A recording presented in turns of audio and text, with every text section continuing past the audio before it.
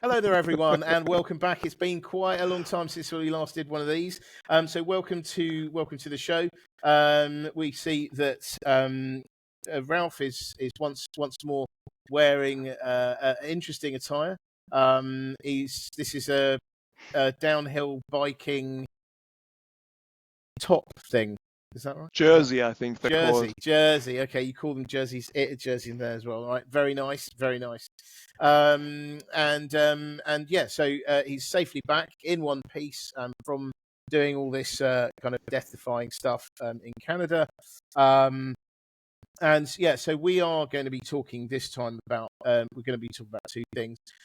So one is is Trump versus Powell. What's happening there, what the implications may be, and the second thing that we're going to be talking about is why British teenagers are suddenly very, very interested in getting VPNs. And by the way, for context, I have two teenage boys. So without further ado, let's go on to the serious bit first and talk about Trump versus Powell. So essentially, Trump. It's like Trump is wanting a fight with absolutely everyone at the moment, and Powell is not playing ball.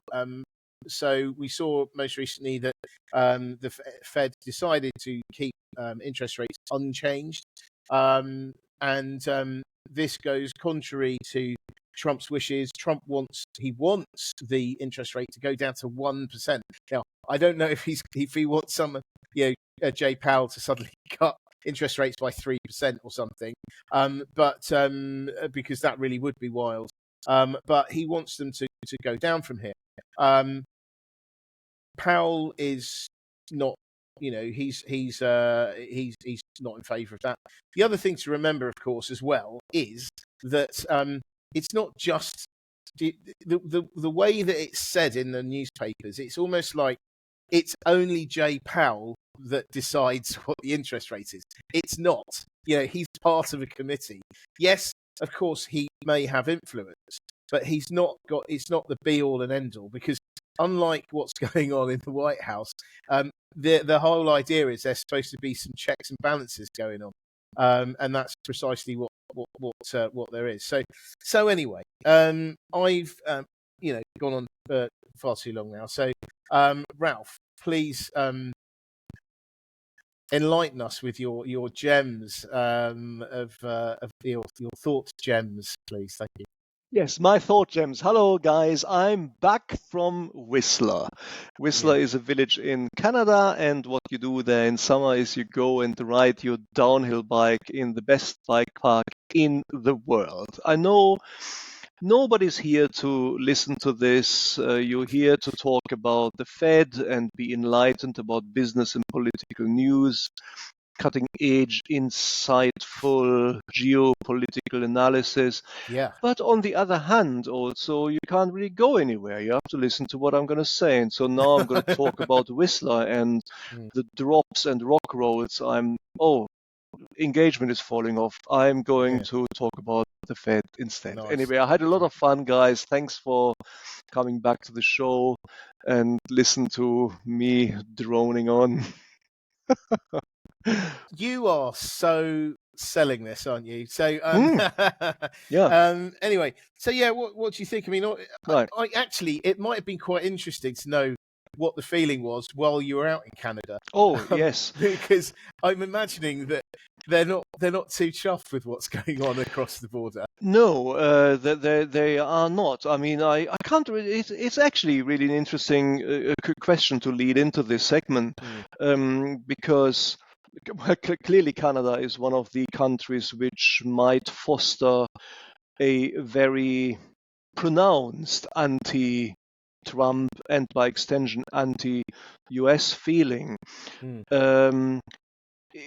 I didn't actually feel any overt animosity, let's say, or hatred, but everybody was very clearly anti-America in ways which they have not been, from my memory, in the sort of years that I've been going to Canada. And I've been coming to the bike park for 10 years now or so, and that is certainly a new thing.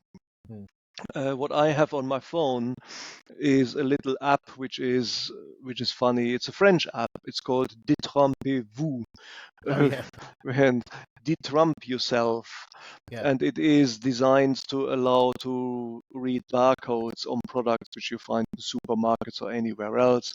And if it is an American product, then a big sort of red screen comes up with Trump on it in an aggressive, Wow, semi-aggressive stance, and so you know what not to buy. So basically, this is wow. to allow you to boycott American-made products. And I was showing that around to people in Canada, and they all found it, well, A, supremely amusing, B, fantastic. Everybody was downloading it. Oh, And really? yeah, they Wow. all found it very useful. But useful it is not actually. The data bank of products which it includes isn't very extensive. I mean, it knows that Coca-Cola is an American product, but Really? basically Wow. nothing Wow. else, very Yeah. little else is on the app. Anyway, so the feeling was not pro USA. The feeling was sometimes there was a little bit of animosity, but when it was present, then it was born from a position of not exactly fear, but certainly defensiveness, because the man Mm, is talking about annexing Canada and adding it mm, to the US. So anyway, but it was mostly mellow. People were mellow, but that's what Canadians are like. And mm, so yeah. Anyway, so talking about America now, crossing mm. the border south to America. Go to the mother country. Yeah. Sorry, I'm really sorry for any Canadians listening. I'm sorry. I'm sorry. And then Yeah. going east to Yeah. Washington, D.C., we find a man sitting in the White House. Mhm. I was about to say Trump House. That's Yeah. Yeah. fantastic. Yeah. So in the White House, who is clearly engaged in an overall exercise of subverting American democracy and Yeah. democratic institutions towards an autocracy. And he has already been successful in some aspects of this, as we have commented many times on this show. He's governing without parliament, which is astounding that he is able to do this. Then there are some other things which he has done. We all know about this. The most important last thing which he has done and is continually doing is putting tariffs on everybody, but this is done in an erratic way. Sometimes the tariffs are on, sometimes they're off, etc. This is probably the reason why the stock market is sort of yawning at it and is thinking, yeah, Mm, okay, we don't really know what's going on. When it is sustainably embedded, then the stock market will react. But the next big thing after this surely has to be to somehow compromise the independence of the Federal Reserve Bank. And mhm, you've heard this on this show as well. I mean, I've been sort of thinking about this several months ago, and it is something, the plot is thickening on this, I would say. It is no secret that Trump dislikes Powell. He dislikes him for one reason. And the reason is that Powell doesn't want to play ball. He doesn't want to do what Trump wants. Clearly, this is already pointing in the direction of Trump's intention to compromise the independence of the Federal Reserve Bank. He would like nothing better than being able to dictate monetary policy as well as dictating, for example, what tariffs to put on mhm, other countries. And therein lies a deep danger, because it is not by accident that central banks in the free world are independent of political meddling, mm, because clearly there's a conflict of interest. Politicians will want to, for example, lower interest rates for a particular political reason, or they want to increase interest rates, but they do not want to do it necessarily for monetary reasons, for reasons to steer the economy. They will want to do it for reasons to placate themselves to their various voter bases. I mean, one example, a really easy example of that would be they think, oh, we're coming up to an election now. Let's lower the interest rate by 2% or something, Exactly. because that will have an instant reaction, and markets will do better. People will feel better because debt is cheaper. They'll spend more money. All that kind of thing. So, but the problem is that's if you're doing it for political reasons, that will come back to bite you later on. Whereas if you're actually trying to do it for monetary reasons, the idea is that it whole kind of thing smooths everything out. So, yeah, that would be an example. And actually, it's amazing, isn't it? When you think it was only like in the UK, it was only in when Blair got in '97, when the British, the Bank of England got its. So it's not actually been that long, which is amazing, isn't it? It isn't, and I, as a German, I couldn't believe it. I came to the UK and I thought, well, clearly this country is basically going to be like Germany. And then I saw that the central bank wasn't independent in this country. I couldn't believe it. I honestly could not believe it. But it may not have been formally independent, but it was sort of independent of political meddling. I mean, it depends on whether there's a political will to meddle or not. And that has not existed in the UK at the time. And so this is a development in the UK which was late for the UK, but most developed economies have a central bank which is independent of political meddling. And as you say, I mean, yes, I mean, you lower interest rates, but not so much to, this is basically to ingratiate yourself to your voter base. Because if you lower interest rates at a time that perhaps mortgage rates are high, then you would allow mortgage rates to come down, and then people have more money in their pockets and everybody's happy. But this is, of course, no way to run the economy. And that's the reason why they're independent.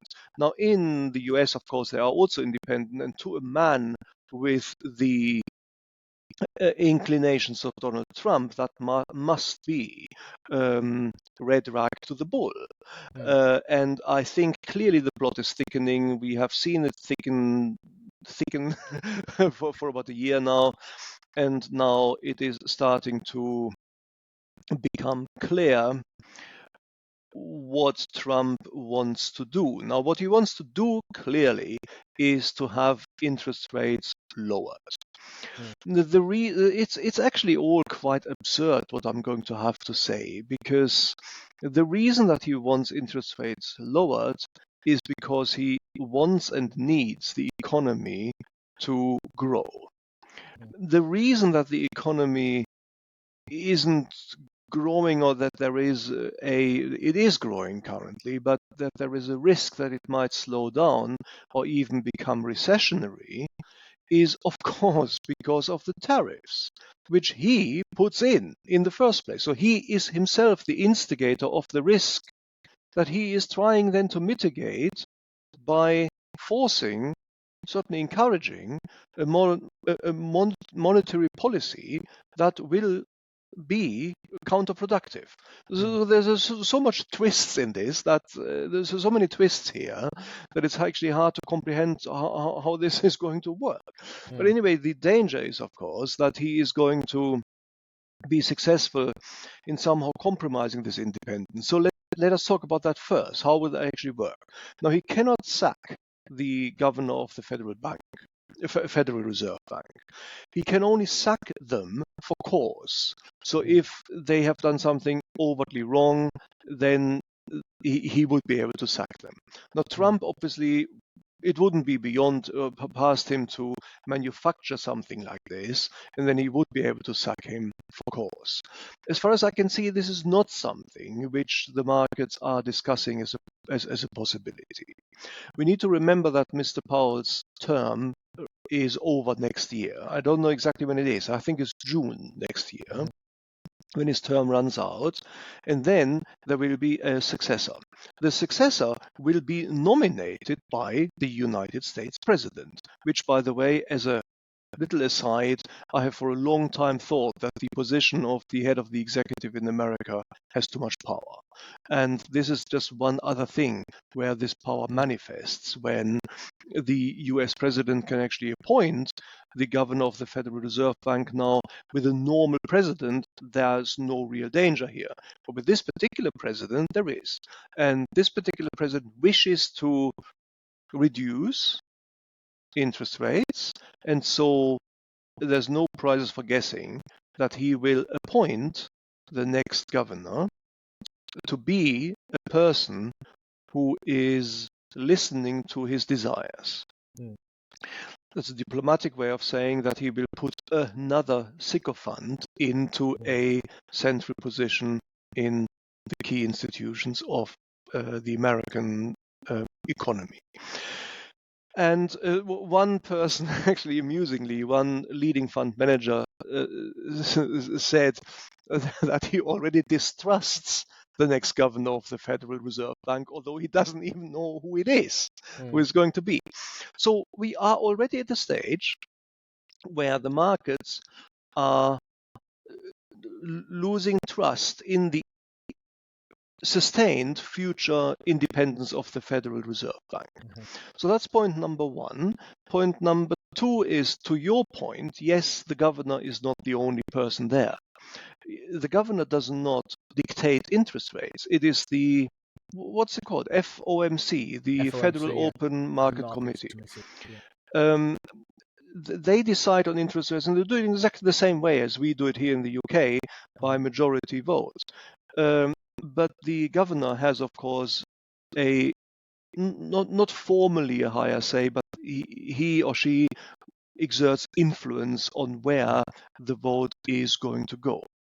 This time round, they still kept interest rates the same, they didn't change them, but there were two dissenting voices in the FOMC, which is the first time this happened since 1993, I believe. So there is already something brewing here, which indicates perhaps a starting momentum towards a pliant FOMC being in accord with what Donald Trump wants. Well, they, I believe they were put in place by Trump also, weren't they? Some of them were. I think the two that dissented. Oh, that Trump's may be. voices. I don't know. And the other thing as well, also other fun fact, was that Trump actually appointed Powell. Of course, his first term as well. So it's all. I mean, it's all very interesting. But what's going on, that, of course, would indicate that even if he appoints somebody, that person doesn't necessarily have to be a sycophant. But by now we have seen how the Trump administration works, and we are in Trump 02, not Trump 01. And Trump 02 is, of course, much more prepared, much more programmatically inclined and equipped to drive through a strategic program to, in my view, subvert American democracy and establish something which, albeit it may not actually be formally an autocracy, is going to be very much looking like one. And point number three on this, on the strategy of what he might actually be able to do in practice, is that he might announce who he is going to appoint well ahead of the end of Powell's term. So Powell's term ends, I believe, in June, and it is possible that Trump might announce who the next person is going to be in February, let's say. Then we already have, by doing so, he would effectively undermine Powell's authority while he is still in office. Yeah. Because the markets would already know who the next person is going to be, and they would also know what that person's view of the world is going to be. Now, if we replace world with Trump, because it's going to be view of Trump is going to be, because that's surely going to be the next situation here, that we're going to have a FOMC in the Federal Reserve Bank, which is more pliant to Trump. And so that is already developing. So the next stage then would be to ask ourselves, well, what might actually happen? Now, let's.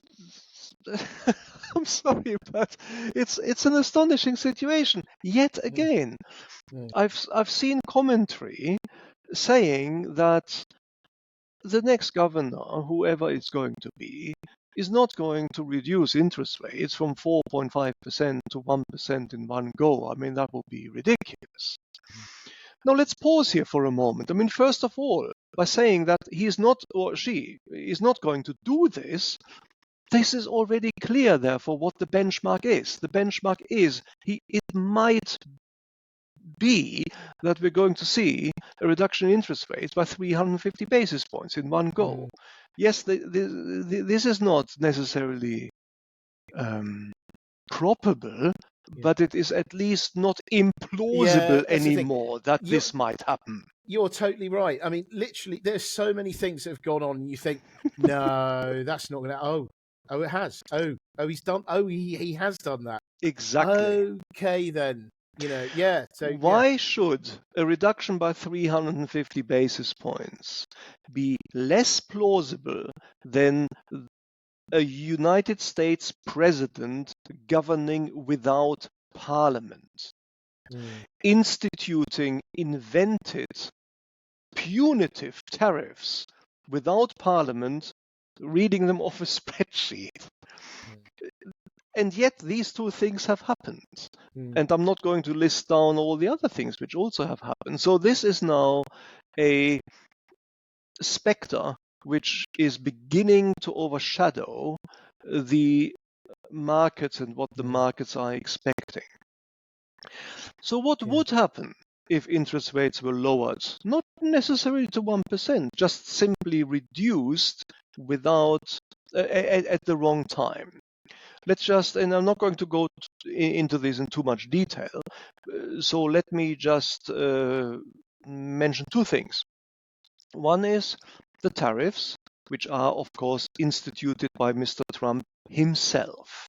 They will increase inflation.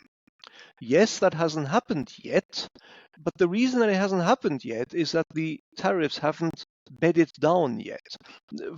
For now, we don't even know which ones are going to survive. We now have seen some tariffs which were implemented and which are going to survive. For example, the recent one, the 15 percentage points on the EU.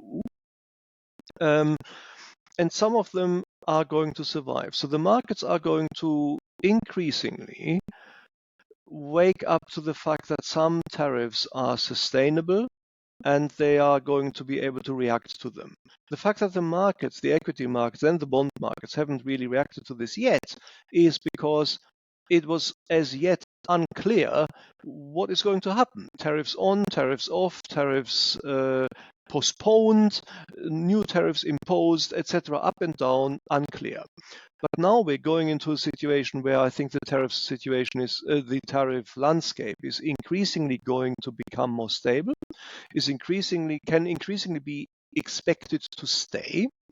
And that is when we're going to see the impact, in the real economy, impact of the taxes on US domiciled market participants, because that is what a tariff is, to take hold and have an effect in the economy. And what is that effect going to be? It is going to be inflation. So tariffs are going to act as a engine that is going to increase inflation. Second point then, now we lower interest rates. Well, what's that going to do then? Well, interest rates are now lower. There is less incentive to save. Mortgages are lower, so we are going to put more money into the pockets of people. When people have more money, they're going to spend more money. And what effect is that going to have? Oh, inflation is going to go up. Because the US economy is not producing at capacity. Let's not go into that. This is going to be too complicated. But basically, the two large impacts which we have here are both going to be supportive of inflation. And as you have more inflation, the bond markets are going to price that in, and therefore yields are going to rise. What Trump wants is yields falling, but they won't, because bond markets cannot be regulated. We've seen this last time when the ring in American trading floors after Liberation Day was "Sell America." That was the buzzword, and they did. And that is why yields did what they did at the time, just a few months ago. And this is going to happen again. So in an effort to lower the cost of the national debt by lowering interest rates, he's going to increase them because yields are going to increase. The only way, this is now stepping ahead yet another step of what might happen after he effectively reduces or hollows out the independence of the Federal Reserve Bank, that might be capital controls. Because the only way to make sure that the bond markets are not doing what they are doing, but doing what he wants, would be to restrict trading in them and to not allow capital to leave the country. And this is another specter. We're not there yet. But capital controls and restructuring of debt is, of course, something which is being discussed as well. But let's rein this in and let's go back to the Federal Reserve Bank, because that is what we're discussing here at the moment. So this would be the economic impact. Now, how severe would this economic impact be? If the Fed were to, for example, lower interest rates by 50 bips, sorry, the jargon again, basis points, 0.5%, each points, sorry, then the impact would be contained and not perhaps particularly severe. If it was done by 350 basis points in one go, the impact would be cataclysmic. And the reality of it is going to be somewhere in the middle. But you see, we also have to remember or remind ourselves how markets operate. Markets do not react to just what has happened in isolation. They price in what they think is going to happen in future. And so if, for example, Trump were to announce the new governor of the Federal Reserve Bank in February before Powell's term is up, and that person would be a known person known for their closeness to Trump, then the markets would already start pricing in interest rate cuts. And if they then were to happen, then yields would surely rise. As yields were to rise, the cost of national debt is becoming even more punitive, even more expensive, and that comes on the back of the triple B, which is the big, beautiful bill, which adds another 4 trillion to the national debt. So I can say that the prospects are dire, and the markets would price all this in, and that to me is another step forward towards a large economic crisis in America, which I can see more and more likely to happen. We've seen last time after Liberation Day, markets absolutely cratered, but they then recovered in response to a watering down of the tariffs, etc. But if we now see a hollowing out of the independence of the Federal Reserve Bank and concomitant reductions in interest rates, that recovery might then be more reluctant to happen or not happen at all. So my expectation is that of recession, market turmoil, and perhaps in the worst case scenario, another financial crisis. And then I think I wonder, because I've been wondering about this recently. At some point, if things get really bad, I can imagine him saying, "Hey, everyone, look at all this lovely these beautiful tariffs. Look at all the money we've got from that. What I'm going to do, because I'm such a great guy, is I'm going to write checks and give them to you, like we did in COVID, and go and spend.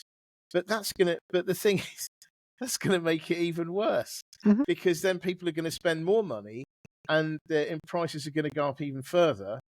And it's just, I mean, I don't know. Yeah, it's difficult. It's difficult to see how how they can get around this. Yes, it is. And you're right. What the Trump administration does well, and what Trump is excessively good at, is populism Very good. Yeah. and speaking to their base. And the point of potential policy action which you referenced, he has talked about this already. Mm, I mean, several months ago, tariff rebates. I think they're called these ideas. And yeah, this is going to be a complete disaster because I mean, in Trump's head, tariffs are funds which are which are sourced externally and are given to America. He will not understand that they're not. And so, mm, from his point of view, this even makes some kind of weird sense, mm, because you get money from other countries in and you give some of it to the citizens of the US. What he mm, will not understand, for reasons that I cannot comprehend, is that tariffs are a tax on US citizens and US mm, companies. So when you tax them, then basically, well, they have less revenues, and then you mm, rebate them to the citizens, and this is just a completely ridiculous thing to do. It would be a bit like pumping oxygen into a fire. I mean, inflation would already be on the increase, and then you make it even worse. yeah. If that was done in Mm, addition to all the other potential moves which we're seeing. mm. Yes, indeed. So yeah. So I mean, I think that this is, yeah. Anyway, so we've seen this. I think that he's obviously lining up. He's got his plan B. So the plan A is sack Powell, but that can't really happen. Plan B is to try to get Powell to leave of his own accord. And Plan C, which could potentially influence Plan B, is to basically fit him up for some kind of fraud to do with the refurb, the $2.5 billion refurb Yeah, of I the. I actually think Plan D is most likely. Oh yeah, Pre-announce the successor in yeah, February in order to effectively compromise that's it. Powell's position uh, before his term expires in June. Mm, That is most likely. Well, I don't know whether it's most likely to happen, but that is what.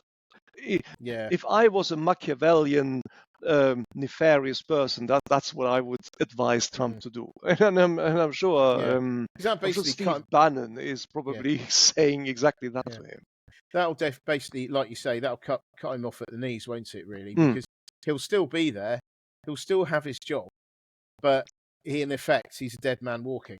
yeah. So yeah, so that's very interesting, very interesting, and yeah, dramatic and incredible all at the same time. So, okay, well, look, shall we talk about teenagers and VPNs then? Yeah. Okay, so there were Mm. lots of restrictions coming in. I've forgotten it's this week. It's this week, isn't it? This week. So it meant that age verification for various different platforms, and this was greeted with an enormous upswing in interest in VPN downloads, and all this meant was that teenagers, in particular, let's just say, for instance, teenage boys in particular, probably wanted to get around this and these age restrictions, and they just downloaded these free VPNs. And apparently, on the app stores and stuff, they've been in the top 10 most downloaded apps over the week. So. I guess in this way, the governments can say, look, we've done what we said we would, but at the same time, they must have known that this was going to happen. So I sort of wonder whether they'll say, look, will they leave it there and just go, look, we did what we said, we did what we said. We can't help it if they're going to try and get around it, or whether they will ban VPNs. Now, I think it's quite interesting, this whole VPN business, because I've always thought it feels wrong. It's almost it.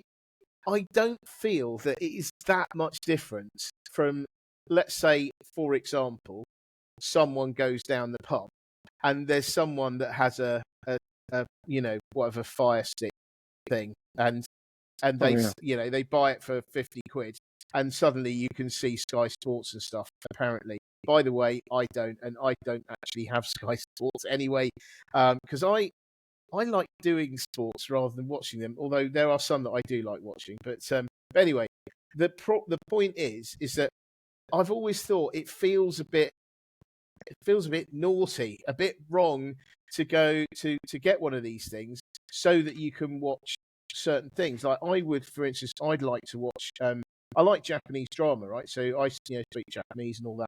I like Japanese, drama, TV dramas, and you can't really get that many, or not any ones that aren't weird over here. And so I kind of like that. I haven't got a VPN, but I've always thought, not quite sure about that. But obviously now there is this extra, thing, which is not just for it's not just for TV. It's so that you don't have to put in your sort of age your age details and verify and all that kind of thing. So yeah, what do you think about teenagers sudden spark of interest in VPNs? Yeah, I do not understand it. No, of course not. No. I do not know what sites we are talking about here, which might be age restricted, and I don't know what a VPN is. Yeah. All right, fine. So, yes, age restriction. One wonders what sites might they be? Yes. So, and I remember when I was a teenager, of course. Oh no, hold on a minute. This is a family show. What are you going to reveal now? You will just have to see. Okay, go on then. When I was a teenager, of course, the internet didn't exist, and there were just magazines which existed. Gentlemen's art pamphlets. And so what happened is that you would walk into a newsagent, and all the magazines were there, like car magazines and all sorts of things. On the top shelf, there were some other magazines. And there was like this black shelf sort of behind which they were. So you could see what they were. They all had funny names like Playboy. I still don't know what that is. And a Hustler and stuff. Again, I don't know what that is. And but you couldn't quite see the cover page because it was hidden by a black banner. Now, if maybe sunglasses had existed at the time, which would allow me to X-ray through that black banner, now that's the equivalent of the VPN. So, yeah, so I also found this very amusing that teenagers get around the age restriction by just downloading a VPN that allows you to simulate the location of your IP address into wherever in the world. In this particular case, into legislations where age restriction requirements do not exist. And one of them, I think the increase in download was 11,700% or something. Yeah. This is, of course, very amusing indeed. Now, your point is valid. I have also always wondered how VPNs could be legal, because one of their most obvious use cases is that they allow you to circumvent legal restrictions for the transmission of intellectual property. So you can't view a show here in the UK that is aired in Canada, no problem at all. Use the VPN to locate yourself to in Canada, and you can watch it. Now, there are, of course, proper reasons why you would want a VPN, and that is to enhance your internet security. on the internet. And that I know this whatever I'm going to say sounds amusing and funny, but that is a bona fide way to use a VPN. In fact, that is the same reason why the Tor server is legal. It is legal to have the Tor server on my platform. If I wanted one, I could download it, and that's legal. The Tor server, just so that we're all on the same page, is the server which allows you to surf the so-called dark net. I think that's what it's called, isn't it? Dark web. Dark web. There we are. Yeah. And on the dark web, you find all sorts of things. None of them are vaguely legal. I mean, this is basically the definition of illegal is what you find there. Silk Road is a marketplace which everybody knows. That's where you buy and sell drugs and all sorts of other things which are clearly illegal. Actually, if you see Silk Road, it's actually really amusing. Well, amusing in a sense, because the drugs there are properly labeled. They're properly labeled with the quality control and the price. You see this sometimes when you look on the normal internet. You can see photos of Silk Road on the normal internet. But the Tor server is legal because it allows you to circumvent unwanted scrutiny by nefarious actors. For example, people in China use it to get around government control. Or maybe you would use it in countries where corruption is rife in order to avoid being spied on by the authorities. So that's sort of the reason why that's legal, even in the free world. And back to the VPN, I do wonder whether VPNs can be banned, because there are bona fide use cases, which of course would also be swiped up in the ban. And second, whether that would not be a step too far if you wish to make sure that certain sites which contain adult material are only accessible by people who are above the legal age. Well, then an age restriction, or age verification, I think it's called, an age verification device or procedure is probably the right thing to do. But to ban every technological tool which allows you to go around it is possibly a step too far. But I have to also admit that I haven't really developed my thoughts on this. It's a very interesting idea that VPNs might actually come under some sort of regulatory headwind. That's probably a good way of saying it. They may not have to be banned, but maybe some of their technological capabilities have to be restricted. I don't know. What do you think? Yeah. I mean, I do wonder. Maybe they'll have to have some sort of back door or something. If they don't already. Maybe they'll have to do that, or maybe they could say, well, you could use a VPN, but not in your home country, for instance. I don't know. You could. I don't know. Yeah, but that doesn't. Like you say, though. Fair I think enough, but that's still the same thing. I was just in Whistler. I was just in Canada. And if I had wanted to, I did want to watch my shows, and I do have a VPN. It is legal, so I can do this. But you're right. It's an odd thing.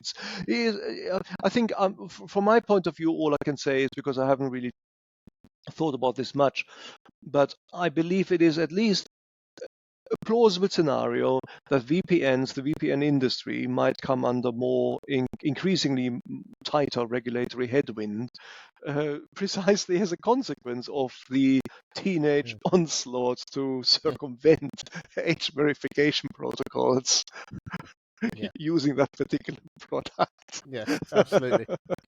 So there we go. I mean, I guess we should bring it to a close there, because we've done some serious, some serious doom mongering. We had some serious doom mongering, tempered by some levity. Levity, yes. light-hearted VPN action. VPN, yes, Yeah. action, yeah. So anyway, well, we'll leave it there. But thank you very much as always. It's lovely to have you back, and it's very nice for any of you who've come back to listen. I mean, I am planning on doing more, podcasts again. Things are sort of a bit quieter at the moment, but they will start cranking up again because I really, really want to see if we can get up to 1,000 episodes of the podcast. That's what I want to see, because I was promised I'm going to be invited to some party to commemorate that particular milestone. Yeah, so get on with it. Yes, exactly. So also, I'm back, so when I'm back, things are never quiet. So basically, there's going to be lots more talk, lots more hot air. Yes, absolutely. And on that note, I'll say goodbye. But thank you so much, and thank you to everyone who listens and watches this. So thank you very much indeed. Have a great day, weekend, whatever it is you're up to, and we'll be back again. For me too, and thanks for having me. Thanks for listening. Thank you. All right, see you. Bye.